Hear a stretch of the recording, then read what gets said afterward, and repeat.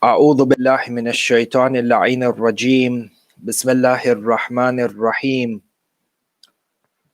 الحمد لله بارئ الخلائق الأجمعين باعث الأنبياء والمرسلين ثم الصلاة والسلام على أشرف الأنبياء حبيب قلوبنا وشفيع ذنوبنا أبي القاسم محمد اللهم صل على محمد وآل محمد ثم الصلاة والسلام على أهل بيته الطيبين الطاهرين المعصومين المظلومين لا سيما ولي الله الحجة ابن الحسن صاحب الأمر والزمان اللهم صل على محمد وآل محمد روحي وأرواح العالمين له الفداء ولعنة الله على أعدائهم أجمعين من الآن إلى قيام يوم الدين آمين رب العالمين أما بعد أحبائي سلام عليكم ورحمة الله وبركاته. Tonight's Majlis, a Majlis to commemorate the destruction of Jannatul Baqi' in particular and the blessed sites Mazarat within the land of Hijaz in general. And as we begin tonight's discussion, I'd also like for us to take a moment to recite one Suratul Fatiha for marhuma Sayeda Kausar Zaidi. And today is her 3rd year commemoration for the Isal Thawab of the marhuma. If we may all recite one Suratul Fatiha. رحم الله من قرأ سورة المباركة الفاتحة تسبقها بالصلاة على محمد وآل محمد اللهم صل على محمد وآل محمد وعجل فرجه بسم الله الرحمن الرحيم الحمد لله رب العالمين الرحمن الرحيم مالك يوم الدين إياك نعبد وإياك نستعين اهدنا الصراط المستقيم صراط الذين أنعمت عليهم غير المغضوب عليهم.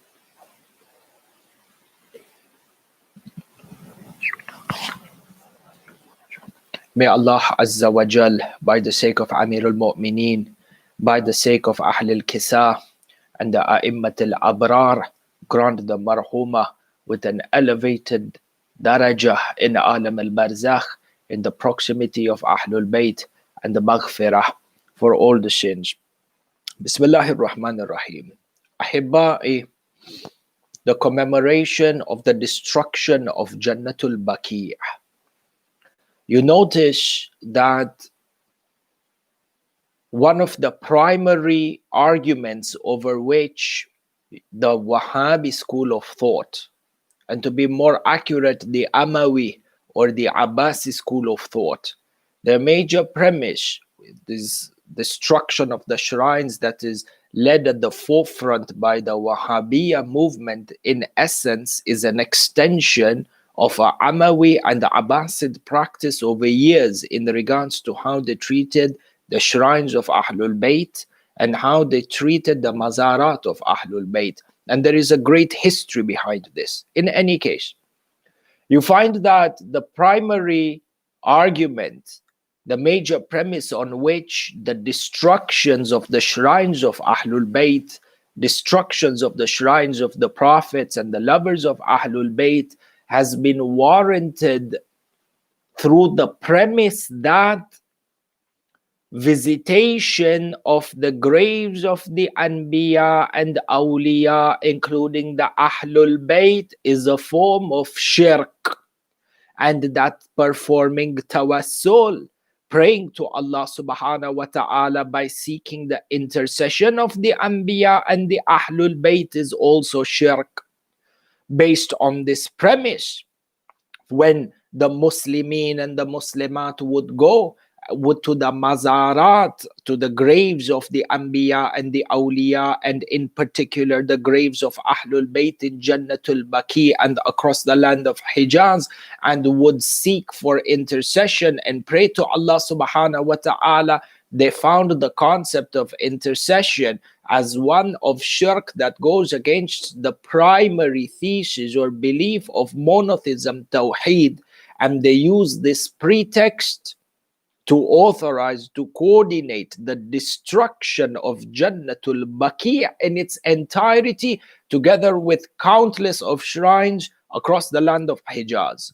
And you find an extension of this behavior manifested within the army of Iblis known as Daesh or ISIS, where Ahibba'i, brothers and sisters, you may remember not long ago, they caused destruction over the lands of Syria and the lands of Iraq, and many shrines, historical sites were destroyed just few years ago through the hands of Daesh under the same pretext of spreading Tawheed, such that even the mazar of Nabi Yunus alayhi salam was destroyed, and the mazar of Sayeda Zainab al-Kubra in the outskirts of Dimashq, in the outskirts of Damascus, was a target for the longest of time and continues to remain a target till today. How do we counter this argument? The primary thesis that building shrines over the graves of Ahlul Bayt, over the graves of the awliya of Allah subhanahu wa ta'ala constitutes shirk.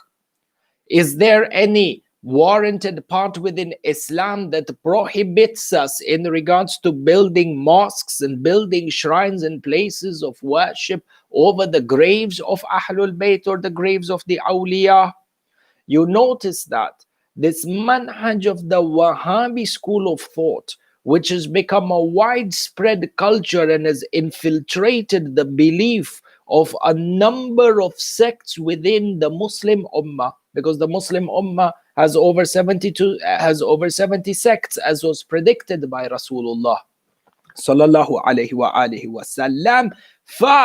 Even schools of thought or sects that do not belong or do not affiliate with the true sect, yani the righteous sect, the sect of Ahlul Bayt, you will find that throughout history, building structures, building mosques over the graves of the awliya was never a theological point of contention, until this movement of the Wahhabiyya came and spread its roots across all these other sects, such that sometimes it is even unfortunate that remnants of this belief has crept into the minds of certain individuals who may claim to be from the school of Ahlul Bayt, and hence understanding this point of intercession and the mazarat, the permissibility, rather the istihbab, rather the divine command of Allah subhanahu wa ta'ala to take the graves of the Anbiya and the Awliya and Ahlul Bayt included within them as places of divine sanctity. And we want to come forward and we want to address this argument in the most eloquent and with the most convincing burhan, proof, in regards to establishing this concept. And through this, inshallah, we are able to present our condolences to Maulana Sahib al-Amri wal Zaman on the destruction of Jannatul Baqi' and to the lovers of Ahlul Bayt across the world. Ahibba'i, in order to counter this premise, the question, is it possible to seek intercession, or is it possible to pray at the places where there are graves of Ahlul Bayt and the Awliya? We come back to the Quran, because the Quran is the word of Allah subhanahu wa ta'ala, in which there is absolutely no differences between anyone who professes the Shahada la ilaha illallah Muhammadur Rasulullah. Then for him, Allahumma salli ala Muhammad wa ala Muhammad, the kitab, the Quran is a hujja baligha. The Quran is a final decisive argument. Notice, Ahibba'i, the point of reference is Suratul Baqarah, verse number 25, 125, afwan. Suratul Baqarah, verse number 125. And this is the verse where Allah subhanahu wa ta'ala speaks about the construction of the Haram al-Sharif in Makkah al-Mukarramah through the efforts of Nabiullah Ibrahim, yani the task that was granted to Nabiullah Ibrahim. Bismillahir Rahmanir Rahim, the verse goes, وَإِذْ جَعَلْنَا الْبَيْتَ مَثَابَةً لِلنَّاسِ وَأَمْنًا وَاتَّخِذُوا مِنْ مَقَامِ إِبْرَاهِيمَ مُصَلًّى وَأَهِدْنَا إِلَى إِبْرَاهِيمَ وَإِسْمَاعِيلَ أَنْ طَهِّرَ بَيْتِي لِلطَّائِفِينَ وَالْعَاكِفِينَ وَالرُّكَّعِ السُّجُودِ. Allah subhanahu wa ta'ala says within this verse, a very loose translation, وَإِذْ جَعَلْنَا الْبَيْتَ مَثَابَةً لِلنَّاسِ وَأَمْنًا, and we made the house, yani Mecca, the point of congregation and a point of safety for the people. This is the point. وَاتَّخِذُوا مِنْ مَقَامِ إِبْرَاهِيمَ مُصَلًّى, and take the Maqam Ibrahim as a place of salat. Musalla. Musalla as a place of salat. For within this Haram Sharif, you have the structure, which is what? The Bayt, the Kaaba. The Kaaba, which holds the Hajar al-Aswad, the birthplace of Amir al-Mu'mineen salawatullahi wa salamuhu alayh, and the Qibla of the Muslimin. The Bayt, number one, Kaaba. Number two, Maqam Ibrahim. وَاتَّخِذُوا مِنْ مَقَامَ إِبْرَاهِيمَ مُصَلَّى. So there are two major points or two places of sanctity that are outlined in this verse, the Kaaba and Maqam Ibrahim.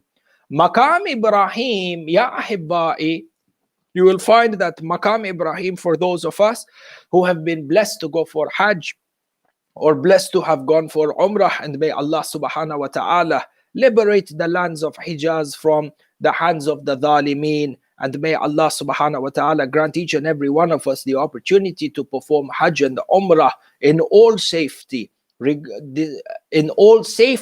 without having to be in fear from being from the followers and the lovers of Ahlul Bayt. The command over here within this verse, وَاتَّخِذُوا مِنْ مَقَامِ إِبْرَاهِيمَ مُصَلَّى. اتَّخِذُوا, one of the derivatives of this verb, أَخَذَ, yani take, yani make. But when you look at the verse and the grammatical construction of this word, of this verb, اتَّخِذُوا, yani fi'l al-amr, fi'l amr, it is a command tense. For Allah subhanahu wa ta'ala is commanding us in this verse and commanding Nabiullah in this verse that take the maqam of Ibrahim to be a place of prayer. And the maqam Ibrahim now holds that rock in which there is the footprint of Nabiullah Ibrahim, which he stood upon as he was constructing the Kaaba. And historians have it that as he continued to elevate the height of the Kaaba, the stone would miraculously raise from the earth while he would be standing on it, and he would complete constructing the top part of the Kaaba. Notice, the place over here and the point of istidlal is this. Ittakhidhu, Allah subhanahu wa ta'ala commands, take the Maqam Ibrahim to be a place of salat. This is within the Quran. Is there any two people who would be able to dispute on the meaning of this verse? What is dhahir in regards to this verse? Abadan la. And if there is, we are yet to see. For if you keep this in mind, that Allah subhanahu wa ta'ala commands the Muslimin through the Quran he commands the Muslimin within the Quran to take the Maqam Ibrahim as a place of worship, ahibba'i, let us now come to hadith and let us now come to history. And I want to take for you points of history from the books of the Amma, the non-Shia, such that the Hujjah is mazboot and atam. Notice the words of the scholar. Imam Abu Yusuf, in his book Al-Athar, he narrates this in regards to or on authority of Abu Hanifa. Abu Yusuf, the scholar, in his book Al-Athar, he goes on to say, An Abi Hanifa, an Salim, أنه بلغه أن حول الكعبة قبور 300 نبي وأنه لم يحرب نبي من قومه إلا لاذ بها مجاورا حتى يموت بها. Allahu Akbar. Abu Yusuf, in his book, Imam Abu Yusuf, who is a revered scholar from the Amma, in his book Al-Athar, narrates on authority of Abu Hanifa, who is the Imam of the Hanafi school of thought. He says, it is indeed that around the holy Kaaba, anna hawla al-Kaaba, around the holy Kaaba, which includes the Hajar Ismail and includes the Maqam Ibrahim, there are the graves of 300 Anbiya. 300 Anbiya are buried in the vicinity of the Kaaba al-Mukarrama, around the Kaaba al-Sharifa, between Maqam Ibrahim and Hajar Ismail and the Kaaba. 300 Anbiya are buried inside of it. And then you have another one of the scholars by the name of Abdul Razak, هذا in his book Akhraja Azraki in his book Tarikh Makkah.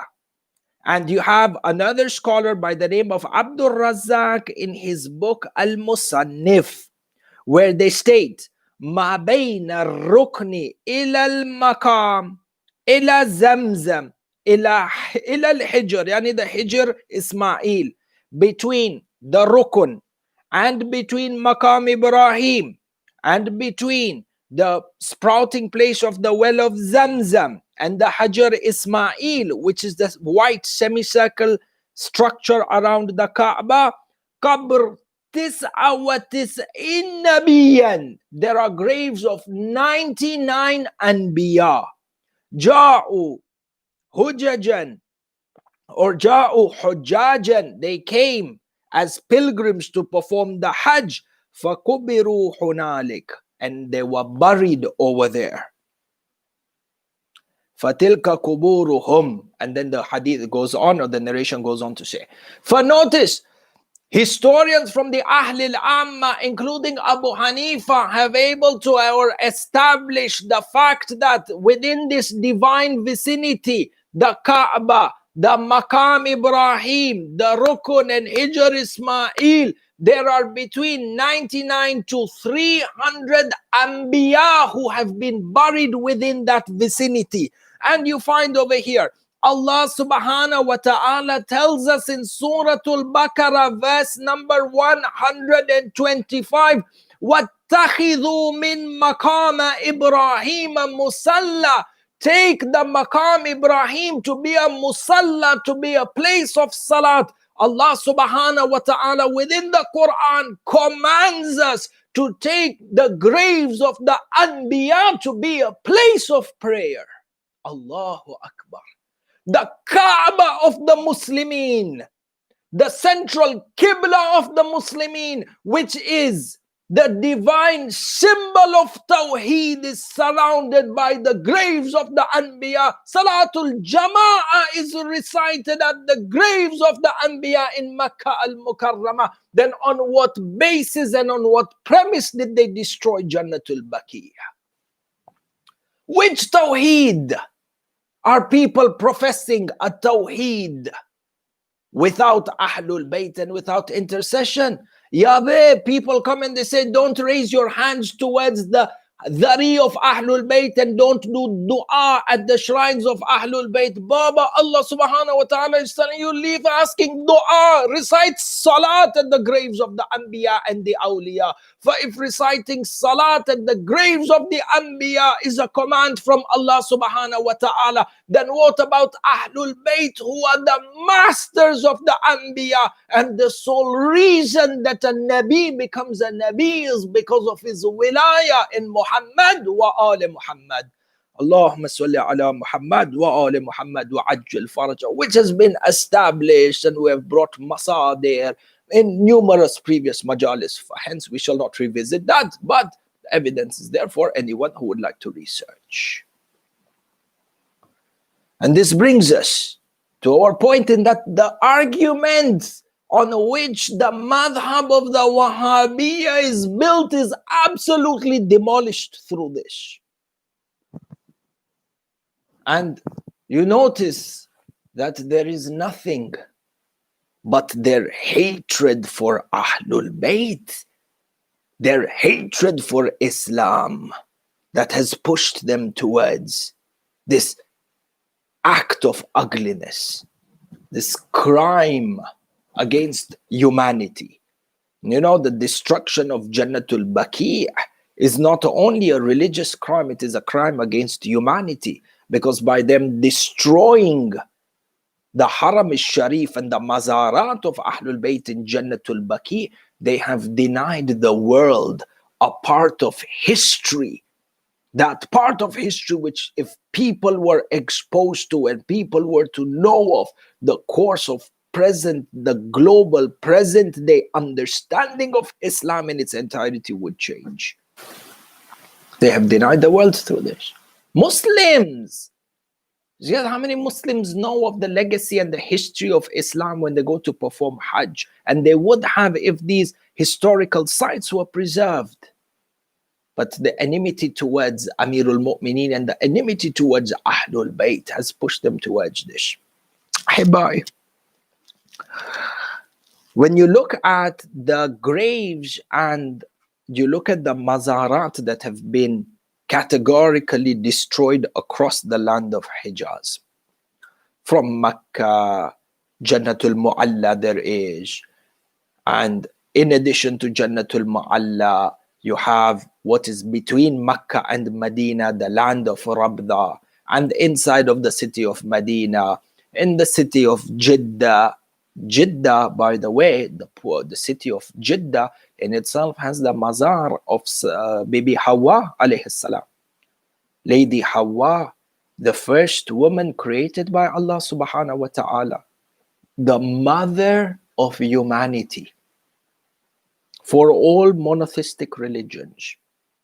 This Lady Hawa, her graves in the city of Jeddah.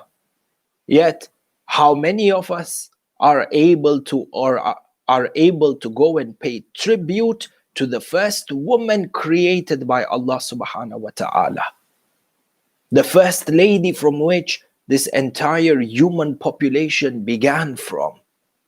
The city Jeddah, by the way, Bain al-Qawsayn, the city Jeddah, why is it named Jeddah? Jeddah yani derived or taken from the word Jaddah. Jaddah, Jad, yani grandfather. Jaddah, the feminine, yani grandmother. Because she is the mother of whole humanity and she was buried in that city, they named that city Jeddah. Yet today, instead of Jeddah, have you noticed when you go and you look at when you look at the secular version of science and the misleading theories, for example, that they have of the evolution of mankind, they go and they find excavations and skeletons of the first human being, for example, that was 6 billion years ago. And what does science do? The first thing they do is they go and they preserve what is remaining of this within the museum so people can see apparently what they have evolved from. And this is batil. Whereas the people who are on haqq, the beginning of mankind, that first mazar which is in the city of Jeddah, is a mazar that is not even available for the people to go and visit. And rather that city from which the creation of Allah subhanahu wa ta'ala, yani the offspring of mankind, where that lady is buried, has become a city of fitna and fasad. In any case, from the mazarats that have been destroyed, Jannatul Baqi', you notice that the graves of the A'immatul Huda, Imam Hassan al-Mujtaba alayhi salam, and there is history. Why was Imam Hassan al-Mujtaba buried in Jannatul Baqi'? Because Aisha refused for Imam Hassan al-Mujtaba's janaza to be taken into Masjidun Nabawi towards the grave of Rasulullah. And in fact, arrows were shot at his janaza until Imam al-Hussein and Abu al-Fadl al-Abbas diverted the funeral procession to Jannatul Baqi'. There is a history. Why was he buried there? Imam Hassan al-Mujtaba, Imam Sajjad, Ali ibn al-Hussein Zain al-Abidin alayhi salam, this Ma'soom Imam through whom Sahifa Sajjadiyah has reached us. Where would mankind be on the ground of morality if Sahifa Sajjadiyah was to constitute of a global moral code of conduct for all mankind? What type of world would we be living in today? Imam Sajjad, Imam al-Baqir, this Imam al-Baqir, and number 4, Imam al-Sadiq, the two Imams through which a majority of the teachings of Ahlul Bayt have reached us today. In addition to this, you have Fatima bint Asad, the mother of Amir al-Mu'mineen, and Sayeda al-Banin, so on and so forth, such that ulama mention inside of Jannatul Baqi' in itself, you would have no less than 100 places of ziyarah. 100 that are listed from amongst what is inside of Jannatul Baqi'. In addition to the A'imma, you have from the Sabaya of Ali Muhammad, those women who returned back from Karbala as captives, who returned back to Medina. From them, you have the grave of Sayeda Ramla, the mother of Shah Qasim. From them, you have the grave of Sayeda Layla, the mother of Ali al-Akbar alayhi salam. Inside Jannatul Baqi', you have the grave of Sayeda Rabab. According to some historians, while some mention that she was martyred and passed away in Karbala, but on the basis that some historians are of the opinion that she came back to Medina, for Sayeda Rabab, the mother of Ali al-Asghar alayhi salam, buried in Karbala, inside of Jannatul Baqi', afwan. In addition to this, you have Sayeda Kulthum, buried in Jannatul Baqi'. You have Sayeda Sukaina, who is buried in Jannatul Baqi'. Sayeda Fatima al-Sughra, buried inside of Jannatul Baqi'. فَعَلَيْكُمْ بِالْحَقِّ. How many Zawar do you see? Or how many Hujjaj or pilgrims do you see who enter into Jannatul Baqi' and are able to pledge their condolences or give their condolences and acknowledge the services of these women in ensuring that the mission of Imam al-Hussein alayhi salam remained alive? Perhaps a number of the Shia are not even aware that the women of Ahlul Bayt from the Sabaya are buried inside of Jannatul Baqi'. And they go and they perform the ziyarat of the A'imma, which is important, but leave without paying tribute towards these women. In addition to this, inside of Jannatul Baqi', we have the grave of Hassan al-Muthanna, Hassan ibn Imam Hassan al-Mujtaba. Sayyid Hassan al-Muthanna was the nephew of Imam al-Hussein, the son of Imam Hassan al-Mujtaba, the eldest son of Imam Hassan al-Mujtaba, who participated in the Battle of Karbala. He fought with Imam al-Hussein on the day of Ashura, and he was wounded to the extent that one of his arms was severed. And because of the number of wounds on his body, due to the swords and the stones and the arrows and the fact that one of his arms was severed, Sayyid Hassan al-Muthanna fainted on the battleground. For the enemies assumed that he was dead. But when he regained consciousness, he was taken as a prisoner to Kufa. And when Ibn Ziyad al-La'in looked at him, he was pretty sure, Ibn Ziyad al-La'in, that this youth, this young man is going to die of his wounds. For they left him. But Sayyid Hassan al-Muthanna went back to Medina and was able to recover from his injuries, was able to heal from his injuries, and went on to serve Ahlul Bayt during the time of Imam Sajjad alayhi salam to a great extent. And this Hassan al-Muthanna was married to Sayeda Fatima al-Alila. Fatima al-Alila, who within the subcontinent, in our culture within the subcontinent, we call her Fatima Sughra. We know Fatima Sughra, the daughter of Imam al-Hussein, who stayed behind in Medina upon the command of Imam al-Hussein because of her resemblance towards Sayyida Fatima al-Zahra alayha salam, Sayyidat Nisa al-Alameen, Allahumma salli ala Muhammad wa ala Muhammad. فحسن al-Muthanna was married to the daughter of Imam al-Hussein by the name of Fatima al-Alila. How many of us are able or pay tribute to Sayyid Hassan al-Muthanna for his role in Karbala inside of Jannatul Baqi'? Hi Hassan al-Muthanna. And then we have Ismail, the son of Imam Sadiq alayhi salam. Ismail, the son of Imam Sadiq, you find that it was the contentious issue in regards to the death of Ismail ibn Imam Sadiq, and based on whether his death was, and the fact that accordingly, the fact that his death was not established, yani, in quotation marks, it is based on this premise that an entire school of thought sprouted out, the Ismailiyah. Yet you find the argument on which an entire sect is built, that the son Ismail of Imam as-Sadiq went into Ghaiba and was the Imam after Imam as-Sadiq, could have been shunned. And today, how many people could have got hidayah if they were to go enter into Jannatul Baqi and were to see the grave of Ismail ibn Imam as-Sadiq and verify the circumstances in which the death of the news of him not dying was fabricated, because Ismail was buried and passed away and was buried during the lifetime of Imam as-Sadiq alayhi salam. In fact, Imam as-Sadiq alayhi salam himself attended the funeral of Ismail and himself laid Ismail into the grave and said a number of things to counter those deviant sects that were to arrive later on from the companions inside of Jannatul Baqi who are buried.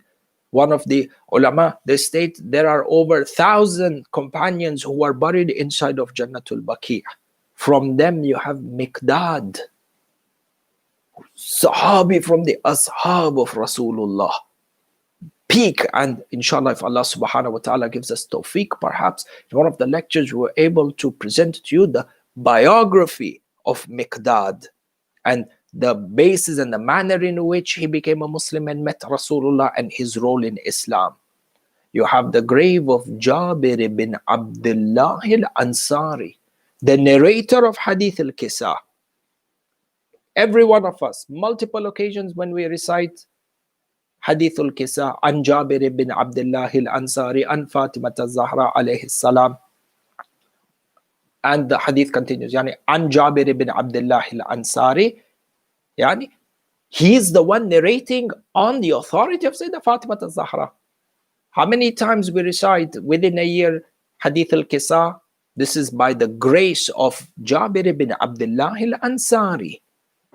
How many of us have the opportunity to go to Jannatul Baqi' to pay tribute to Jabir ibn Abdullah al-Ansari and thank him for this tuhfa, for this gift, Hadith al-Kisa?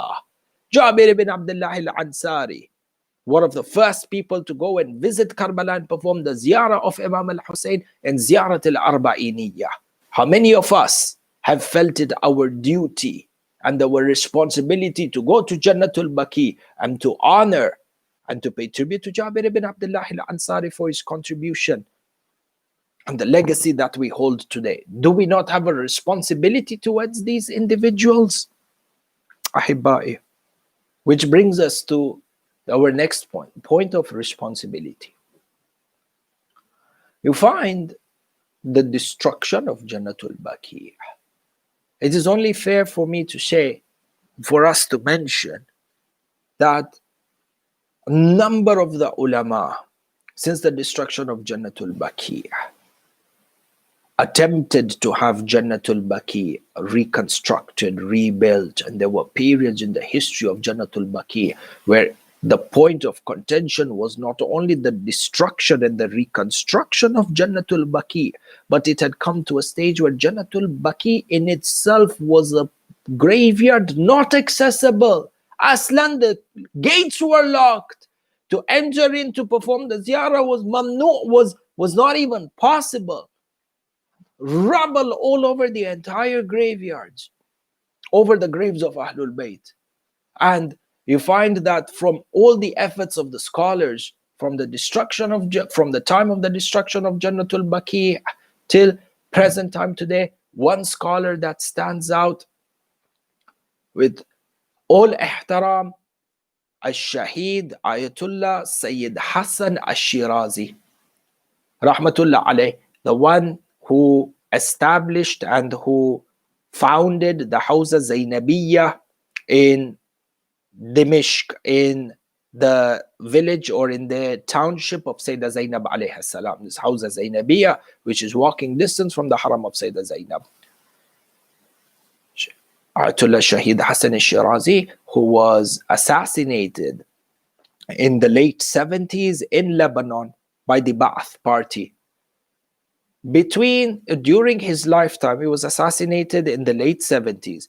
From the 40s and the 50s onwards, he would go to Hajj every year, such that for many years he went on to delegations and he entered into debates, into theological debates, philosophical debates in regards to the validity of building the shrines that belong, or building shrines of Ahlul Bayt and the Awliya and taking them as places of worship. Years and years, money and effort in regards to rebuilding the shrine of Jannatul Baqi, till it had come to a stage where, through one of the debates and one of the sessions that were held in regards to understand the position of Ahlul Bayt and the position of Islam in regards to having structures and shrines over the graves of Ahlul Bayt, there were 2 or 3 steps away, Shaheed Hassan al-Shirazi, 2 or 3 steps away from getting permission from the Wahhabiyya at that time to reconstruct and rebuild Jannatul Baqi, and at the very last minute, backdoor political agendas ensured that the entire deal flopped, and the Wahhabiyya, the scholars of the Wahhabiyya, and at that time the people from Ali Saud who were overlooking these negotiations decided to close the door. It is from the efforts of marhum Ayatollah Shaheed Hassan al-Shirazi that even the stones that you see that mark the head of every one of the graves from the A'imma, it was through his negotiations and his efforts and years on that even the stone marks that we see today on the graves is a barakat of his efforts. Which leaves us our responsibility towards Jannatul Baqi. Ahibba'i. Number 1, the first thing is acknowledging and recognizing the day which is very now popularly known as Yawmul Gham, the day of grief, is ensuring that every year on this 8th of Shawwal, the destruction of Jannatul Baqi in its true spirit is taken as a day of mourning and a day commemorating the dhikr of this destruction. The responsibility first and foremost is inward upon us, the Shia. How important is this calendar date to us? Do we revere this day? Do we feel the grief in regards to the destruction of Jannatul Baqi? Does my heart bleed for every time I see the grave of Imam Hassan al-Mujtaba open under the sky without a qubba, no za'ir allowed? Is it acceptable for me that during the shahada of Imam Zainul Abidin alayhi salam, that no one is allowed to even recite a eulogy or do matam at the grave of Imam Sajjad alayhi salam? Is this acceptable to me as a lover of Ahlul Bayt? So hard questions, but questions that we need to ask ourselves, lest we fool ourselves or deceive ourselves in regards to our responsibility and our affiliation with Ahlul Bayt. Revering the day through the establishment of majalis, the establishment of aza and matam, holding of public seminars in regards to this issue of tawheed and wasila and the permissibility of building shrines and mosques over the graves of the awliya and Ahlul Bayt, using the Quran. If there is to be true unity within the Muslim Ummah, it is only going to be achieved through open discussion and ittifaq over issues like these that are already warranted within the Holy Quran. So Jannatul Baqi', the history of Jannatul Baqi', do you know Jannatul Baqi' was destroyed twice and not once? It was destroyed twice. The first time it was destroyed and then it was rebuilt and then destroyed for a second time. The history of Jannatul Baqi' and the destruction of Jannatul Baqi', at whose hands, in which year, which month, what were the specifics of this? This is a historical event that needs to be part and parcel and the highlight of our madrasa curriculum, because Jannatul Baqi' is a showcase of our legacy and our heritage. You look at every culture, you look at every ethnicity, look at every religion.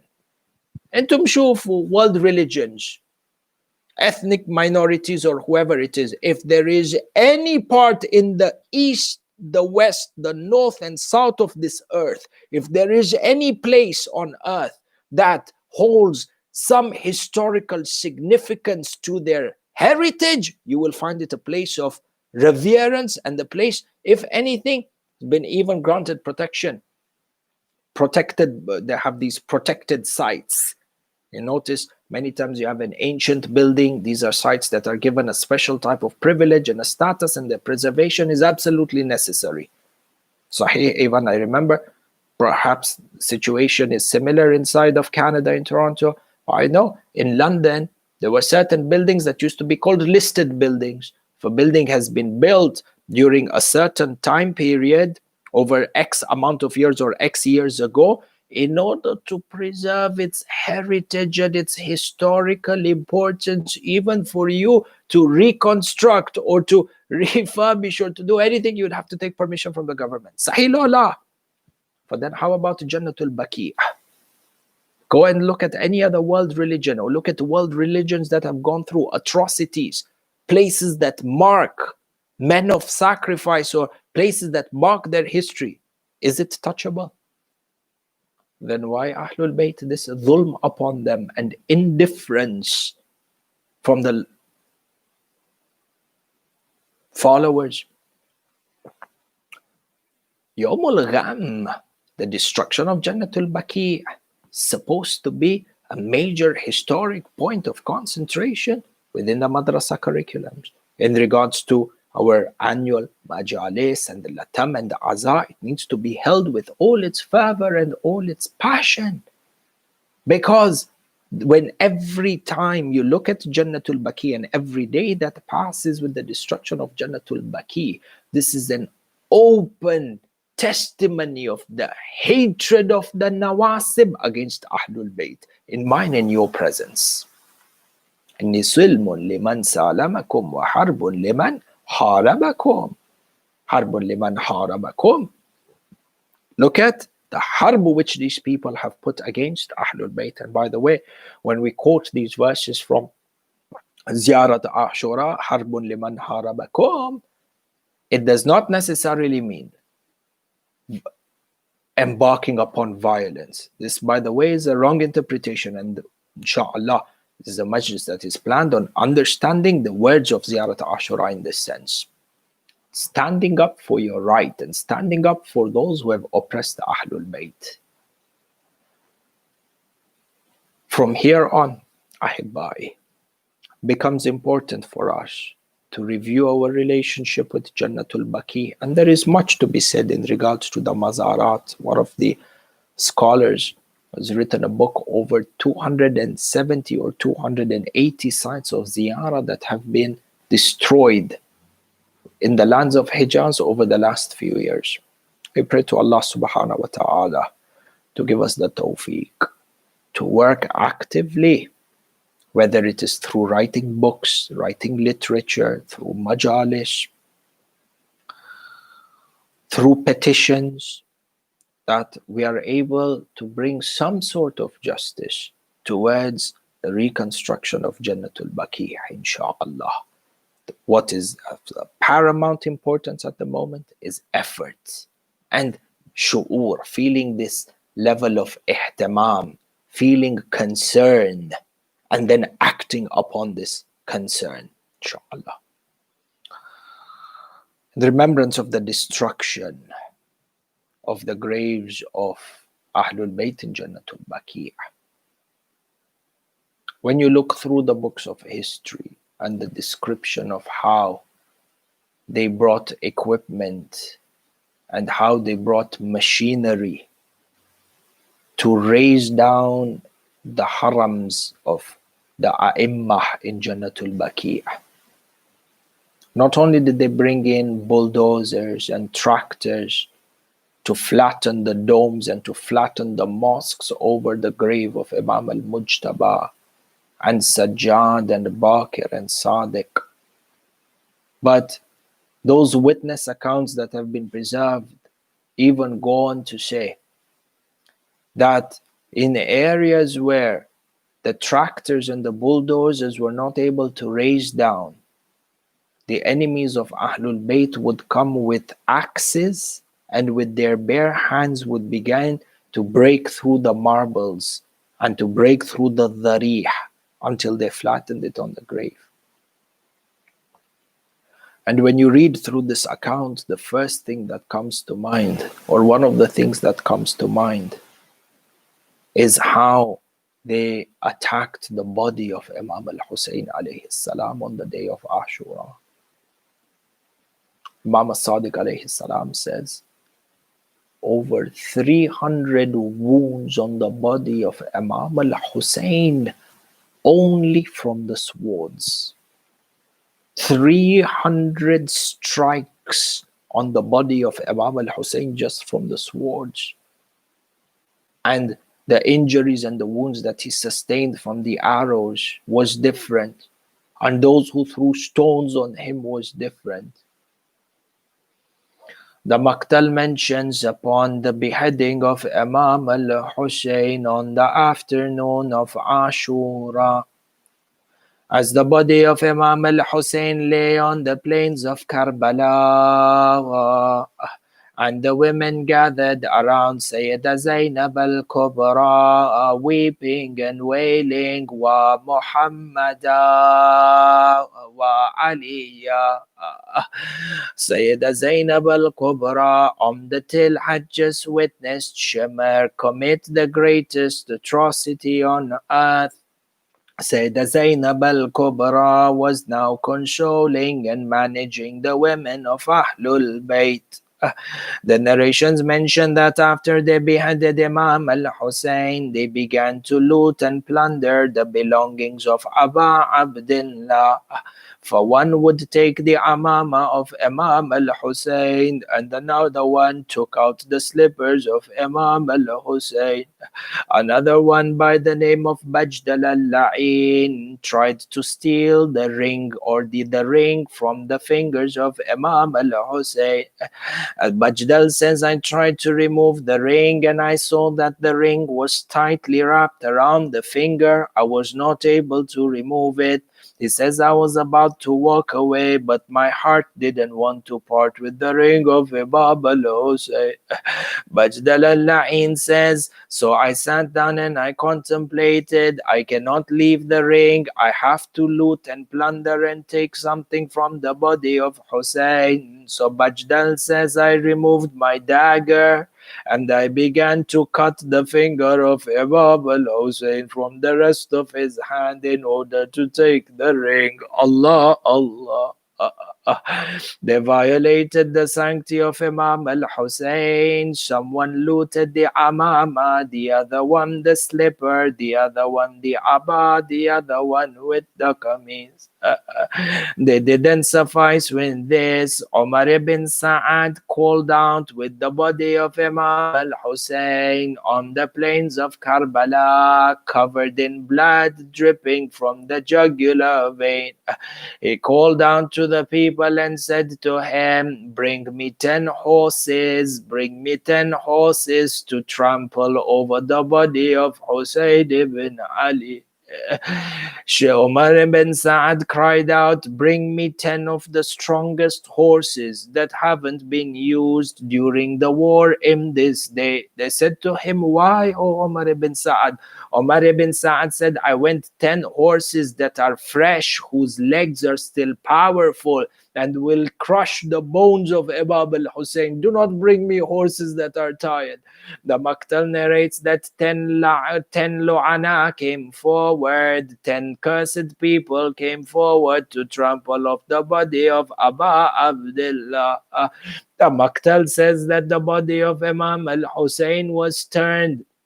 The body of Imam al-Hussein was headless, was turned over, such that the chest of Aba Abdullah was on the plains of Karbala.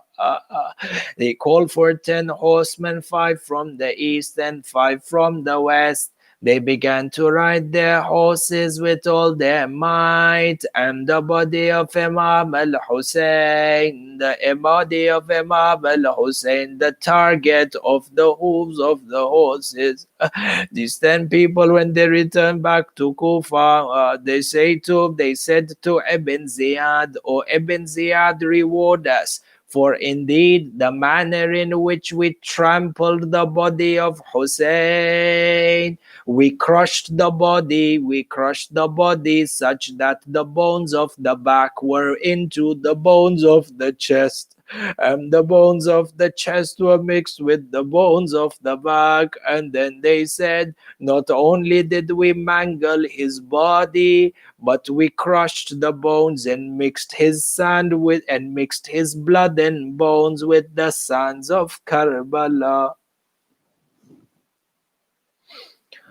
Inna lillahi wa inna ilayhi raji'un, wa la hawla wa la quwwata illa billah. We pray to Allah subhanahu wa ta'ala, by the sake of Aba Abdullah al-Hussein, to hasten the reappearance of Imam al-Hujjah. We pray to Allah subhanahu wa ta'ala, by the sake of Sayeda al-Shuhada, to forgive us our sins on a night like this. We pray to Allah subhanahu wa ta'ala, by the sake of Ahlul Bayt, by the sake of Imam al-Hussein, to grant us the tawfiq to raise our voices for the oppression that was committed on Jannatul Baqi'. We pray to Allah subhanahu wa ta'ala, by the sake of Imam al-Hussein. Ya Allah, mu'minin and mu'minat who have gathered on this Farsh al-Azad today, do not let any one of them leave except that you have fulfilled their hajat. Ya Allah, by the sake of Sayyid al-Shuhada, mu'minin and mu'minat who are not in the best of health, you grant them shafa'ah. Ya Allah, by the sake of Imam al-Hussein, mu'minin and mu'minat who have passed away, marhumin and marhumat who have passed away, you make their graves into a garden from the gardens of Jannah. La siyama, Ya Allah, thawab of this majlis to be granted to the soul of marhuma Sayeda Kausar Zaidi. Ya Allah, elevate her status and the status of all our marhumin and marhumat on a night like this, by the sake of Sayyid al-Shuhada. And Ya Allah, by the sake of Imam al-Hussein, grant us the honor and the blessing to see the day where rising, shining shrines will be built over the graves of the A'immah in Jannatul Baqi', and the word of Ahlul Bayt will be the final word of Allah Azza wa Jal that shall govern over the earth. وآخر الدعوانا أن الحمد لله رب العالمين. يقول الله تعالى في محكم كتابه الحكيم: بسم الله الرحمن الرحيم. إن الله وملائكته يصلون على النبي يا أيها الذين آمنوا صلوا عليه وسلموا تسليما. اللهم صل على محمد وآل محمد وعجل فرجه. رحم الله من قرأ سورة المباركة الفاتحة. بسم الله الرحمن الرحيم.